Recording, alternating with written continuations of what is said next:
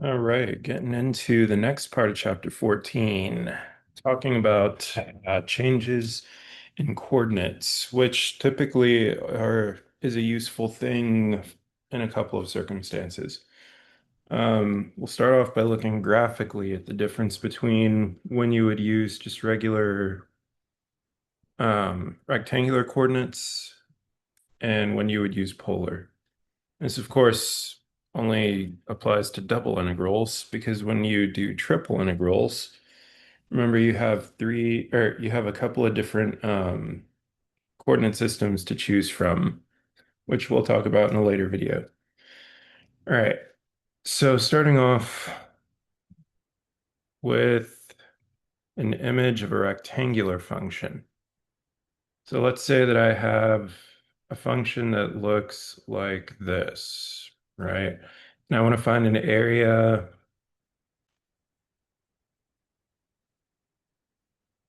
like that, right? This would be good for rectangular coordinates because I can easily draw just rectangles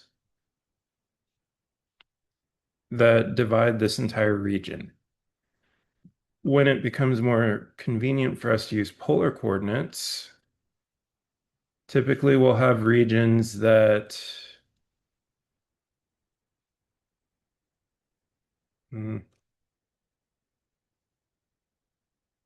yeah, typically we'll have regions that do something more like, hmm, that probably wasn't a good one.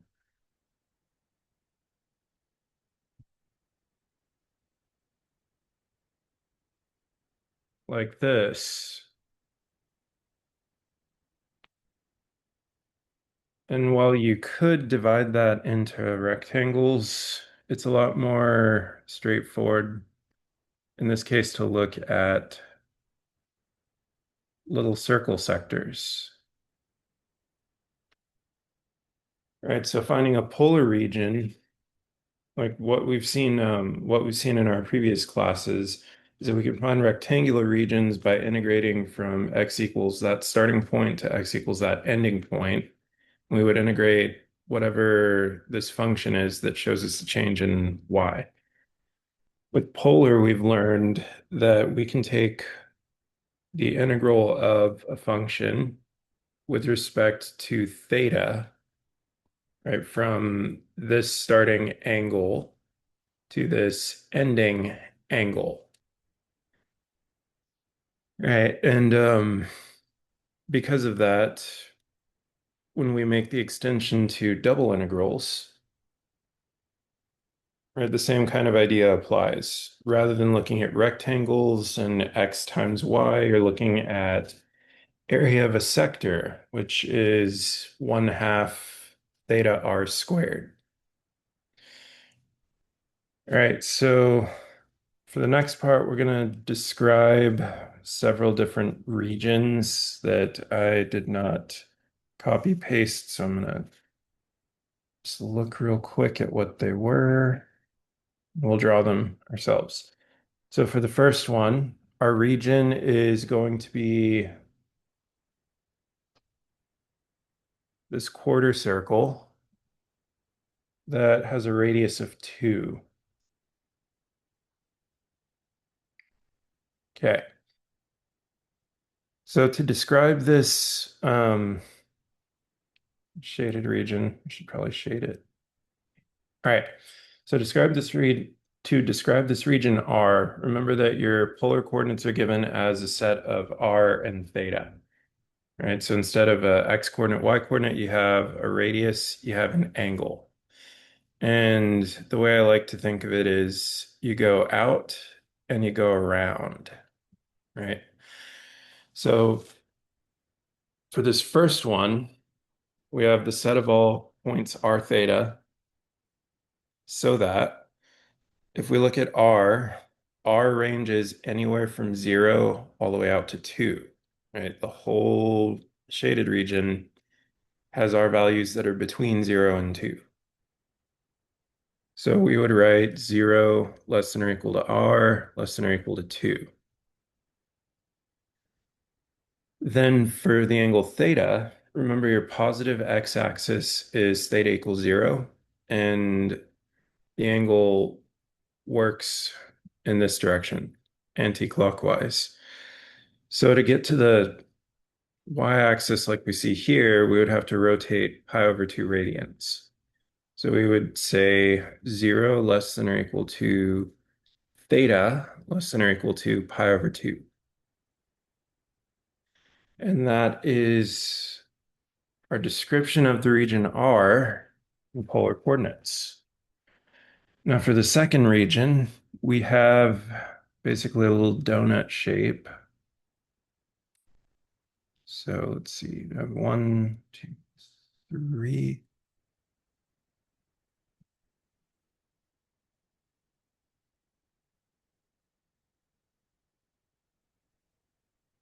So I have a circle with a radius of 1, another circle with a radius of 3. If I can make it at least kind of look like a circle, that would be great. Okay, and in this case, R is going to be the region between these two circles, which, by the way, is called an annulus. So to describe the second region, okay, we have all quart no. Hmm. Kitty. Silly. All right, we have all the coordinates r theta, so that in this case, r is going to be between 1 and 3. So we'll write 1 less than or equal to r less than or equal to 3. And then for theta, notice that we go all the way around the circle, right?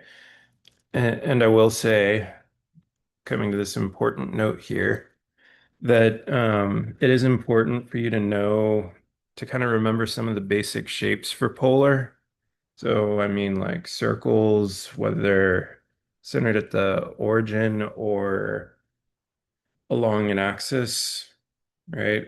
Um, Roses, right? So the little flowers with the petals, and limicons, which I will refer to as butts because they look like butts. All right, but not only knowing what shape an equation makes, but knowing how long it takes to trace the shape out.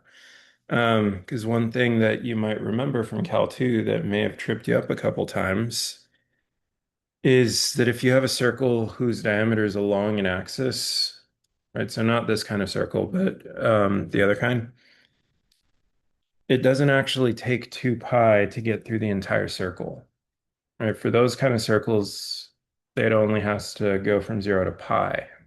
And if you go to 2 pi, then you're tracing it twice. So for this one, to trace the entire circle out, we would need to go all the way to 2 pi. So 0 less than or equal to theta less than or equal to 2 pi. And that's the region for part B. I'll label these with letters so that we know which is which. And there's one more. So for C, we have a but.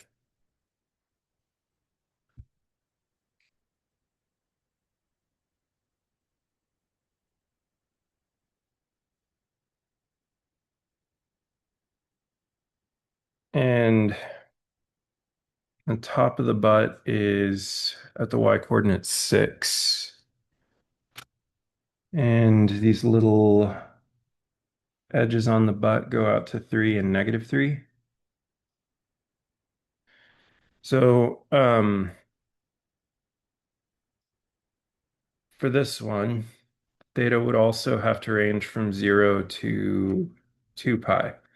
So for butts, we go from 0 to 2 pi. For circles at the origin, we go from 0 to 2 pi.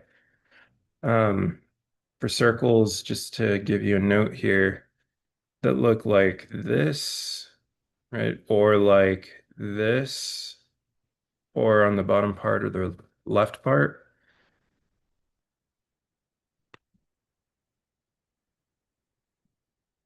we trace the entire circle out between 0 and pi, right? Good thing to remember, y'all.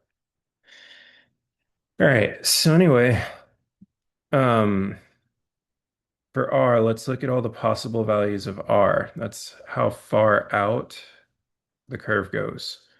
So the closest point would be at 0, right? That's the little butt crack there. And then 6 is the furthest away we get from the origin. So for region C, we have the points r theta, so that r is between 0 and 6, and theta is between 0 and 2 pi. Okay. Close curly bracket. There we go.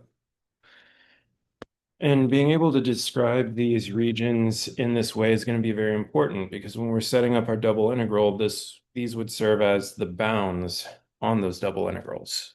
All right. And important note, just remember you got to know your basic polar shapes. Just FYI, these are not the only things that do that, right? So for roses, right, the little flower things, right, like that one. Um, Certain cases will result in the graph only being from 0 to pi, right? Namely, if you have an odd number of petals, the whole graph is traced out from 0 to pi. If you have an even number of petals, then you have to go all the way to 2 pi.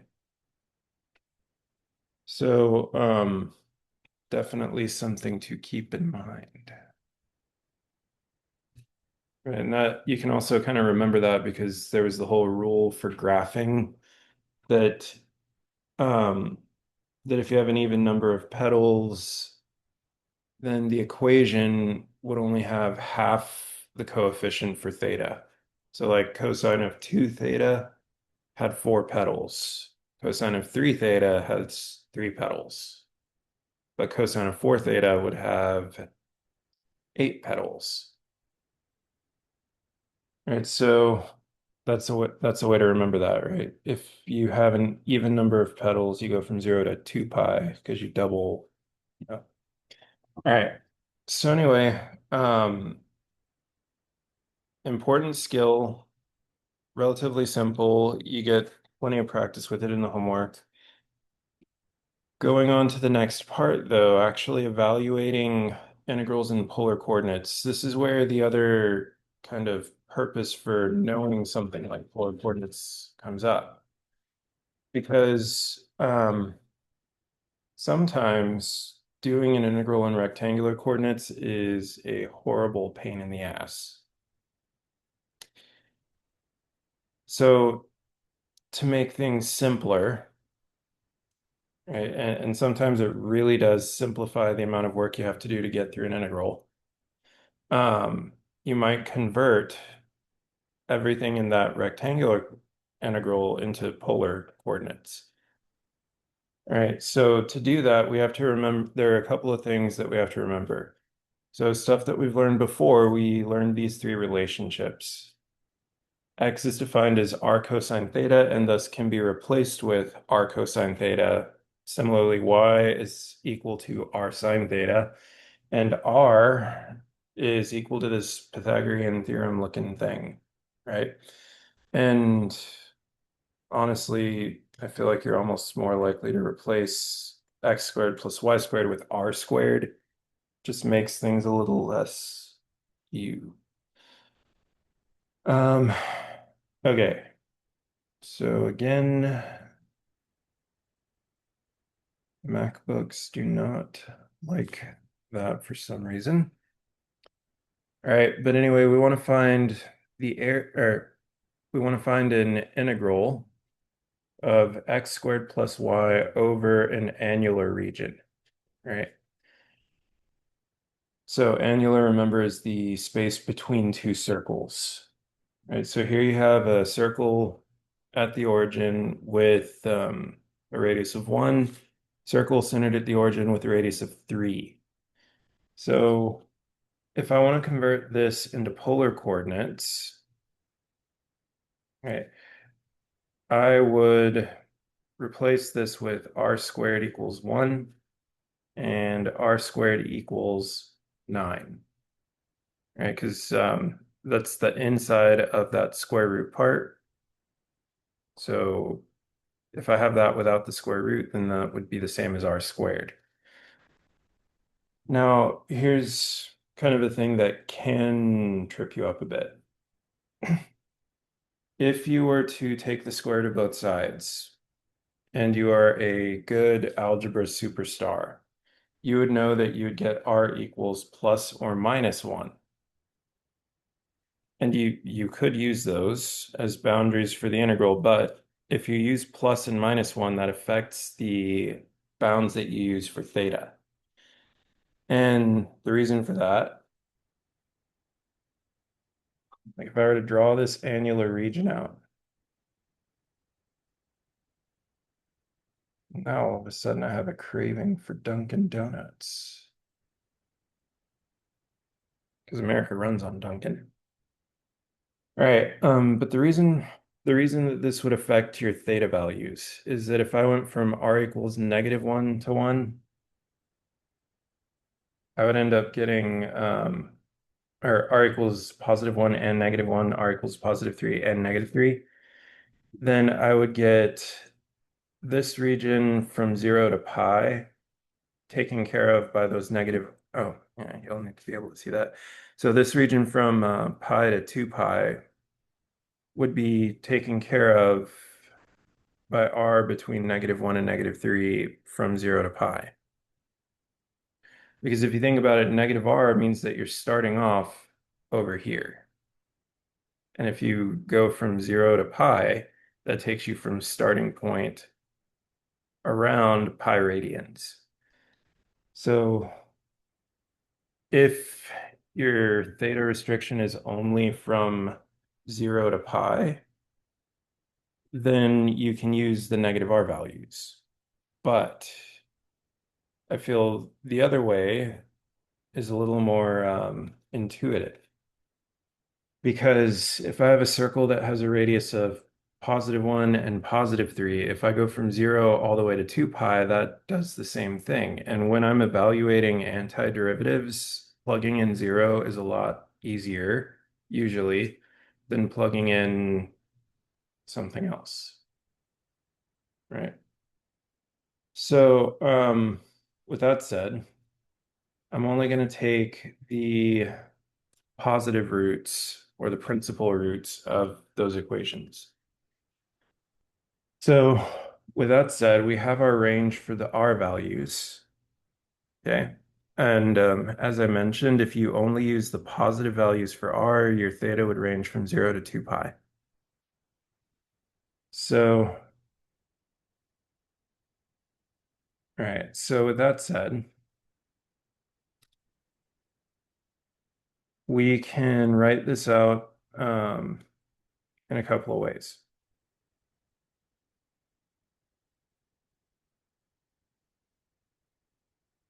Yeah. So another thing I want to point out here is that it doesn't matter which order you do the integration in. You can do dr d theta or you can do d theta dr. That part is irrelevant. All right, so if I were to go from, let's say I do my thetas first, 2 pi, and then to 3. All right, I just have to make sure that the angles line up, or that the differentials line up with the correct bounds, right? So d theta would have to go first, then dr, because of how I set these bounds up. If I had done it the other way, then we would need dr first and then d theta. Other thing to note, which is kind of explained in this whole little paragraph blob thing that I wrote out, is that when you replace the differential dA, it's not just dr d theta. And that's actually a recurring theme that when we move on to triple integrals and we're using cylindrical and spherical coordinates, you're going to have to remember some of those things that we did back in section 11.7, right? So remember, polar integrals are not based on areas of rectangles. They're based on areas of circle sectors. So the area of a circle sector is given by area equals theta r squared over 2. And when we did this, when you were in Cal 2 and you were doing polar integrals, polar areas, um, your independent variable was just theta. But now that you are a Cal 3 student and you're looking at functions that have more than one independent variable, both r and theta are independent variables. And one connection I want to make here is that when you are doing this single variable, right, theta was your independent. If you were to differentiate a with respect to theta, you would get r squared over 2. So the differential dA in one variable would be r squared over 2 d theta. And when you found areas of polar regions in Cal 2, that's what you integrated. But now that we have to worry about two independent variables, we actually have to differentiate this with respect to each of them, right? And we'll have a different way of explaining this when we learn about Jacobians in a future video, right? But when I differentiate my starting area with respect to both theta and r, I end up getting just r.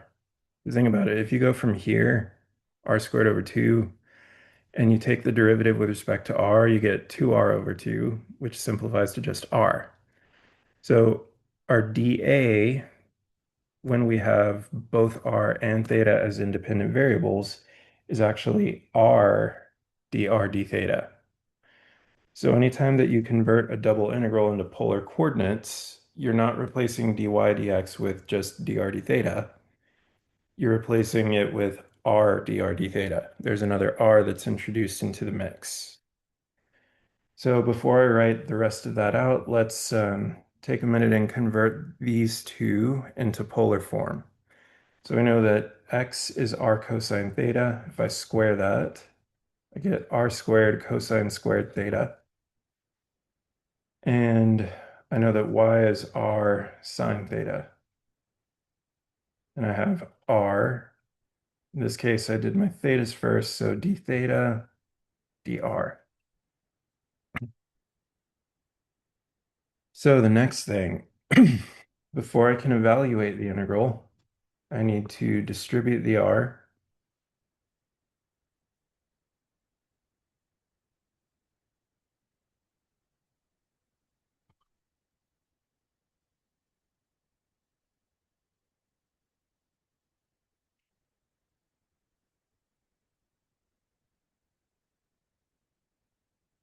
And then I can differentiate.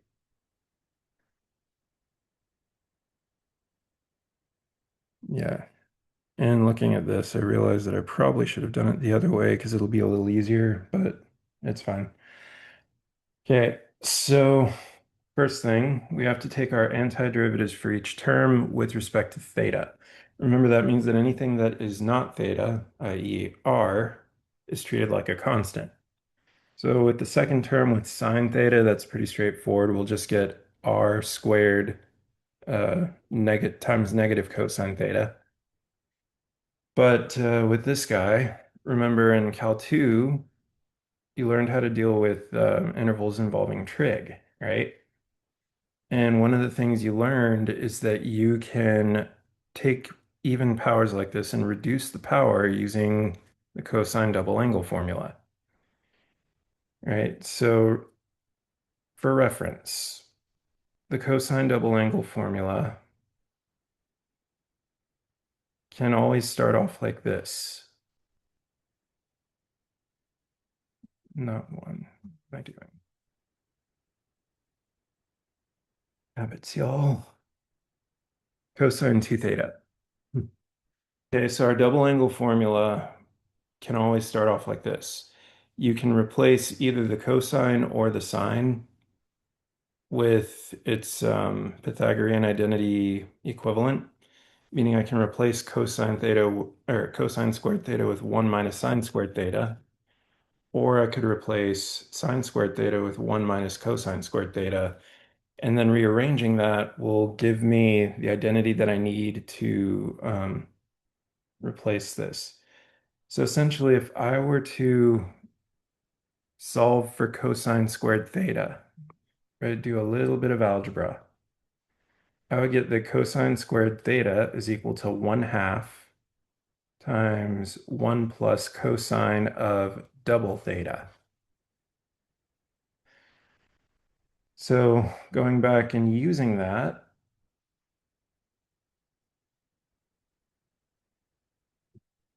all right, I know that oh, anti-differentiating, I don't need that one.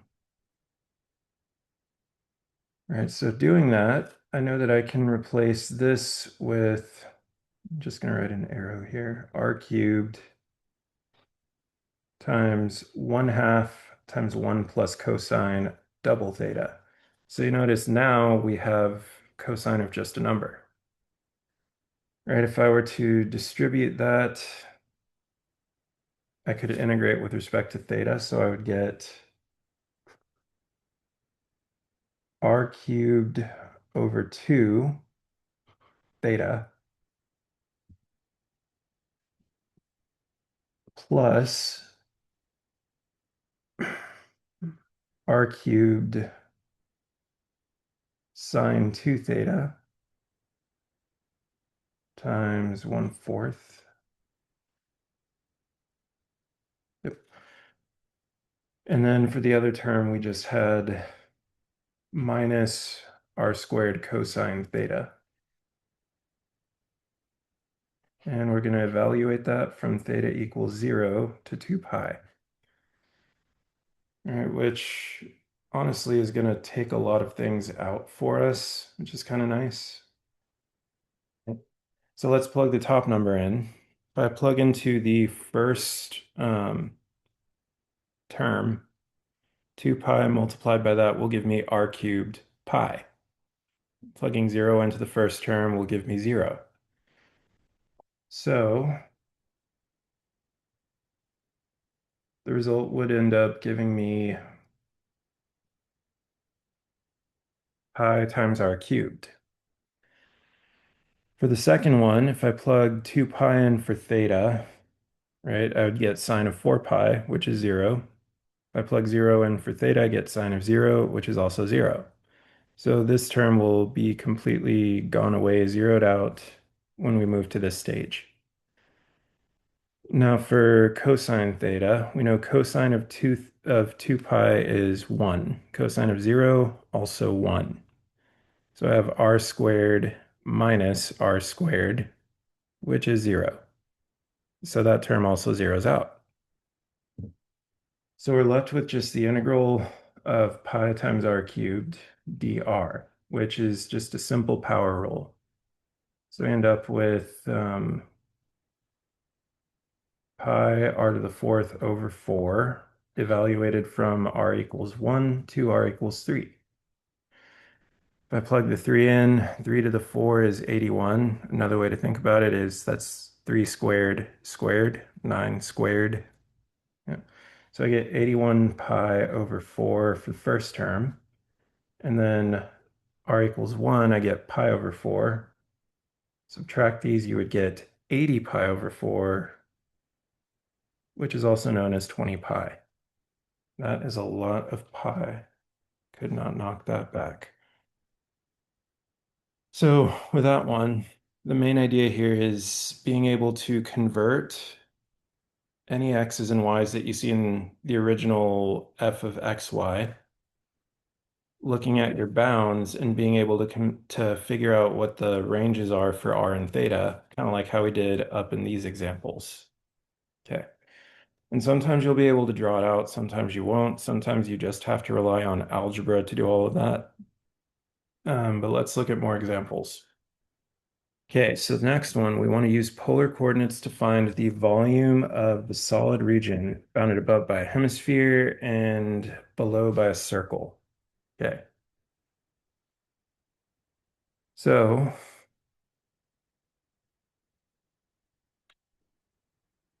if I go to the region R, because remember, ultimately, if I want to find, yeah, if I want to find the volume, just a reminder from the last section, I would need to take the double integral over the region R of f of xy dA. Okay.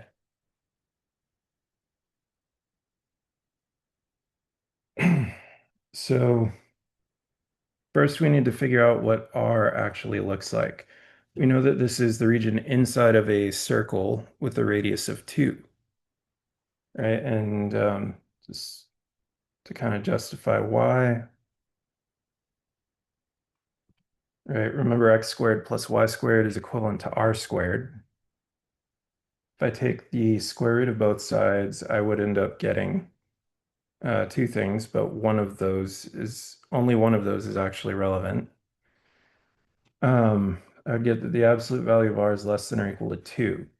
So my bounds for r are going to be 0 to 2 if I choose to go from theta equals 0 to theta equals 2 pi, right? So it's that same conundrum that we dealt with last time, right? If I wanted to go from 0 to just pi, I could take the negative values of r into account.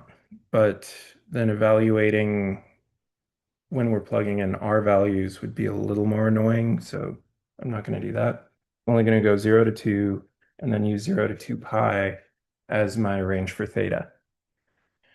So this time let's do the r's on the inside, and we'll do the thetas on the outside.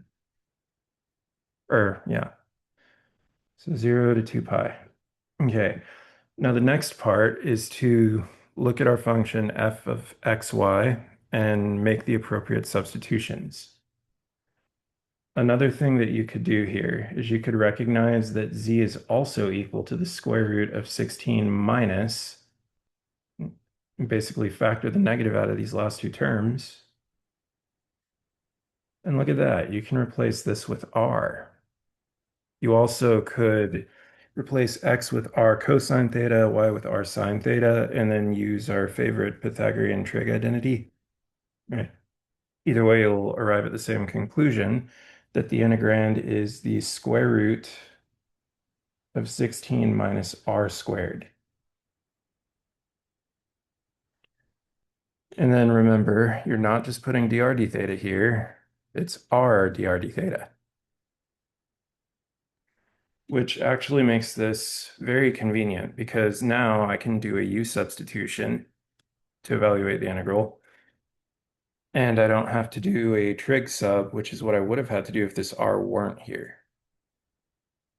Okay, so moving on with that, we'll let u be equal to the inside of the square root, which means that du will be equal to negative 2r dr d theta.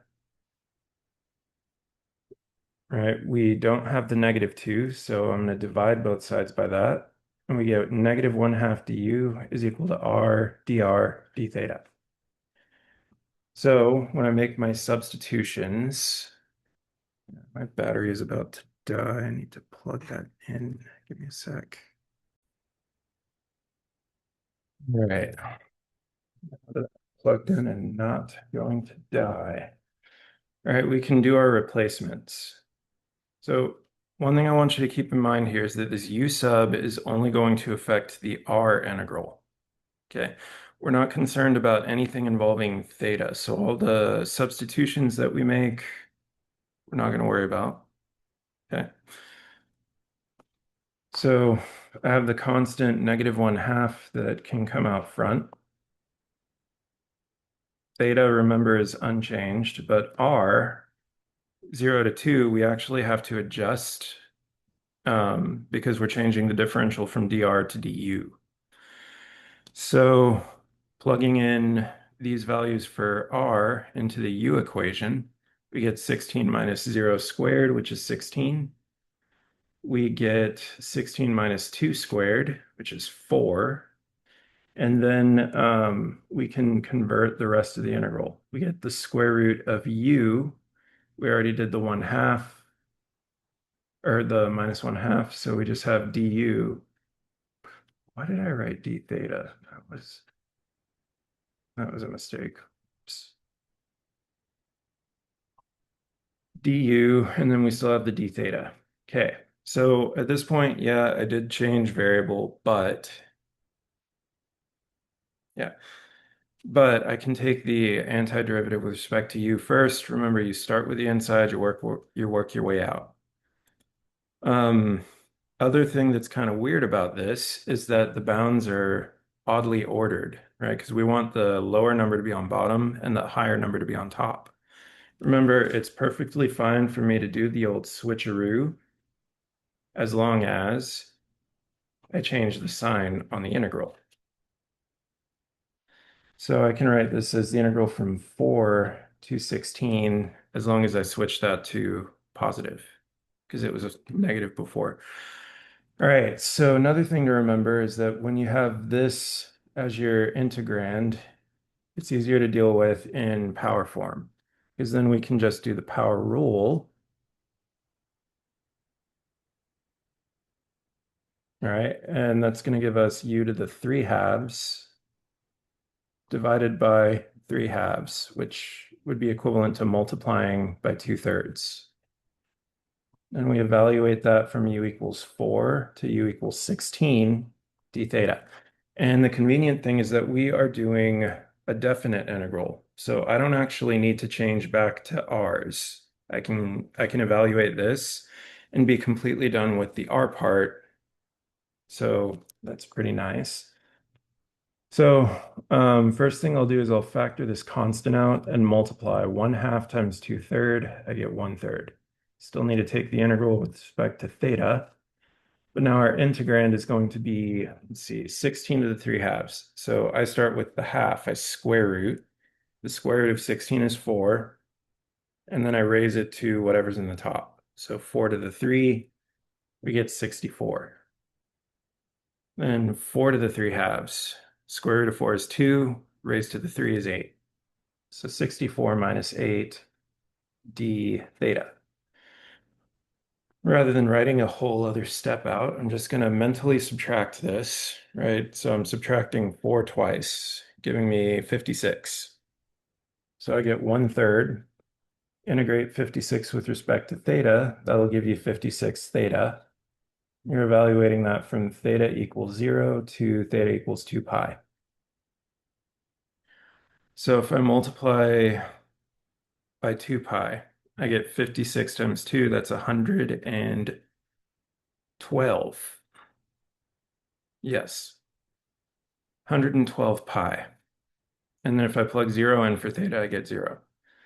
So we get 112 pi over 3. I know this will not reduce, and for threes, you know that divide by 3 reduces if the digits add up to 3, or add up to a multiple of 3. And 2 plus 1 is not a multiple of 3. So I know that's not going to reduce. Fun number sense tricks. Okay. And so that would be our answer. That would be the volume under the hemisphere within that circular region. So it's kind of like this was our hemisphere. The circular region was inside. Basically, we found the volume of this three-dimensional object, which looks like a cylinder, but it has a rounded top and a flat bottom. Yeah, I'm not going to draw that. That's going to look kind of... Anyway. All right. 2 more examples. This time we're going to look specifically at areas. So I want you to remember, so for the last example, we had to remember what volume was, right? There's the double integral over the base region of f of xy, the equation of the surface with respect to area. Remember, if I find the area of a two-dimensional region using a double integral, the area is just the double integral over the base region R dA. That's literally it. So you might be thinking, cat is trying to open cabinets. So you might be thinking that, well, that's weird. What's my integrand going to be? My integrand is going to literally just be R dr d theta. So we'll knock that out right now. And another reason that we actually want that order with the R first is because the function that we're given, remember, this is your base region. This is the two-dimensional part, right? Yeah, this is the two-dimensional part, which means that this is going to serve as the bounds for the dr integral. Similar to how we used the base part, the two-dimensional part, to be the bounds of our dr integral, right? So good connection to make there. So I know that R is going to go from 0 to 3 cosine 3 theta, right? And this is why I have to have dr first, because remember, the final answer we need is a number, so I shouldn't be plugging in variables at the end, right? Now for theta, let's read our question a little more carefully here. R is one petal of the rose given by that equation. We want to compute, or we want to use R to compute the area inside the entire rose. And reminding you kind of how you can sketch these graphs quickly. This is a cosine. First off, I recognize that this is a rose because I only have one term, and the argument of my trig function in this term is a multiple of theta. If I had something like this plus a number, then that would make a but. If I only had cosine of theta, that would make a circle on the x-axis, right? But because this is cosine of a multiple of theta, I know that it's going to make a rose. 3 is an odd number, so there will be 3 petals. Because this is cosine, I know that the first petal is going to be on what we normally call the positive x-axis. Would be negative if this were a negative coefficient. And if this were sine, then that doesn't mean y-axis. That means somewhere in the first quadrant. So anyway, we know that we're going to have 3 petals that look like this. That was much nicer than I expected. And for our bounds for theta, there are multiple things you could get for this, right? You have 3 different options. You could do this petal, or this petal. All right, but either way, it would be important for you to know when each petal starts and when it stops. And basically, the starting and stopping point are all back at the pole. So if I set 3 cosine 3 theta equal to 0, I get all the different values of theta where we return back to the origin. If I try to look for the first two, well, I'm not even going to say first two. If I divide both sides by 3, I get 0 equals cosine 3 theta. Now let's think to ourselves, what angle on the unit circle has a cosine value of 0? There are 2 of them. There's pi over 2 and 3 pi over 2. Because this is a coefficient of 3, we actually want to go around the circle 3 times to get all the points that are shown on the plane. Because I'm only interested in one, I'm just going to look for consecutive values of theta. So I know that 3 theta is going to be pi over 2, 3 pi over 2.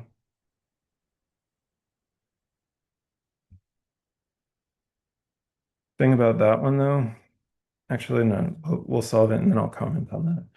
So if I divide both sides by 3 for both of those, I end up getting theta equals pi over 6 and theta equals pi over 2. Here's the thing though, if you look at the graph between theta equals pi over 6, right, it's kind of like a tangent to this pedal, and pi over 2, there's not a pedal in between there. So using those as your bounds for theta would not make sense. Instead, you wouldn't write 3 pi over 2, you'd write its other name, negative pi over 2.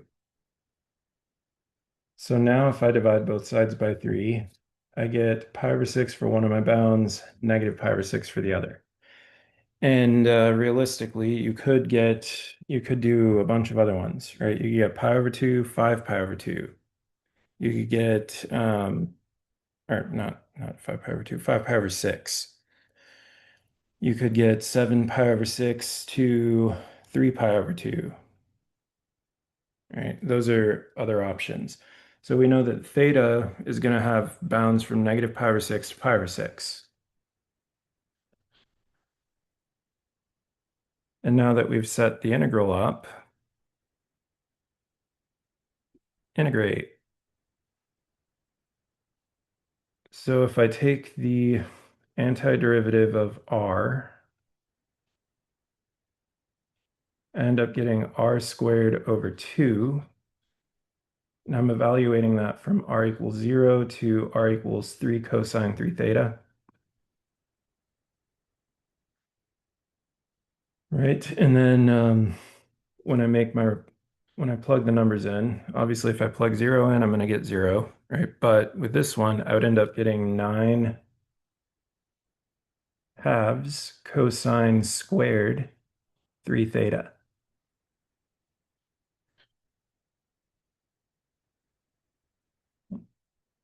All right. And at this point, yep, at this point, I notice that I'm integrating just a cosine squared, meaning that I need to use that power reducing function or identity again. So to remind you, that's going to be 1/2, which I'm going to go ahead and pull out front.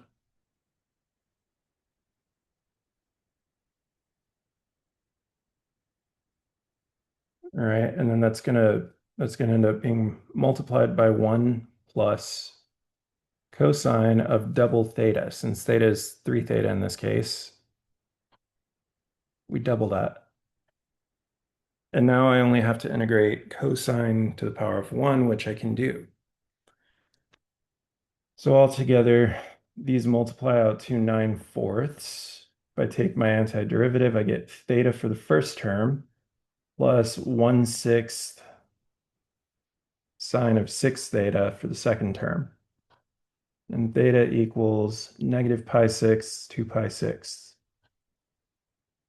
Okay. I'm gonna box this off so we don't confuse it with the work here. Okay. So if I plug in pi over 6 for the first term minus negative pi over 6, I get 2 pi over 6, also known as pi over 3.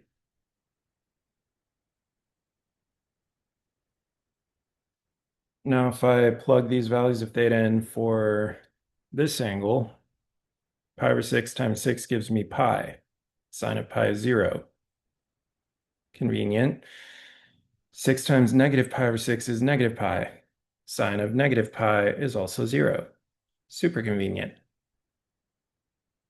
So now when I multiply these two answers together, or these two numbers together, I get 9 pi over 12. That reduces to 3 pi over 4.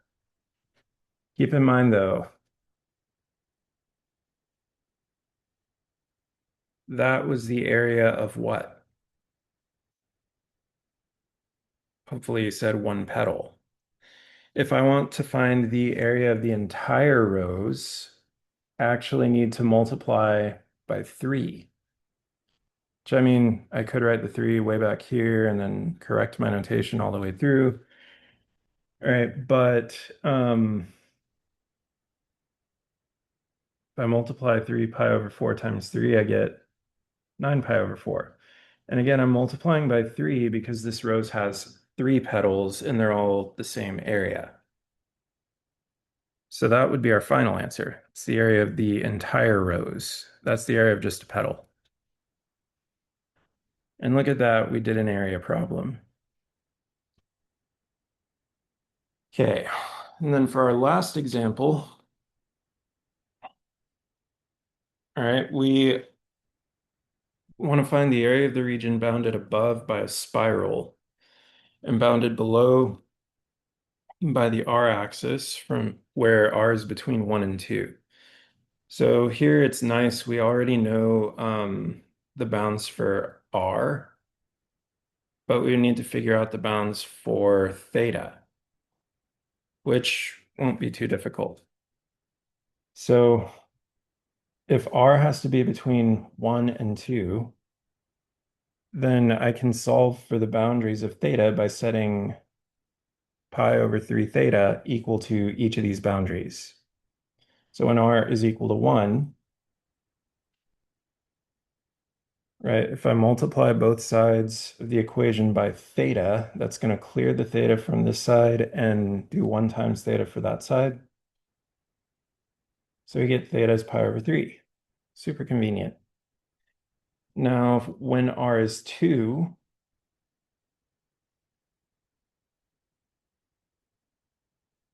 why did I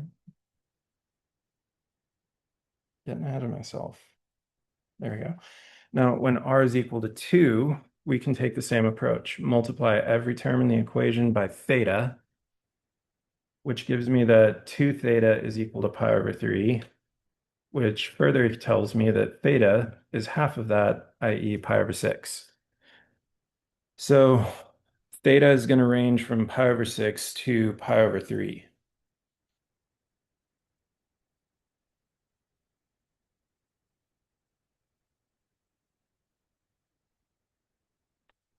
Right? R is going to range from 1 to 2.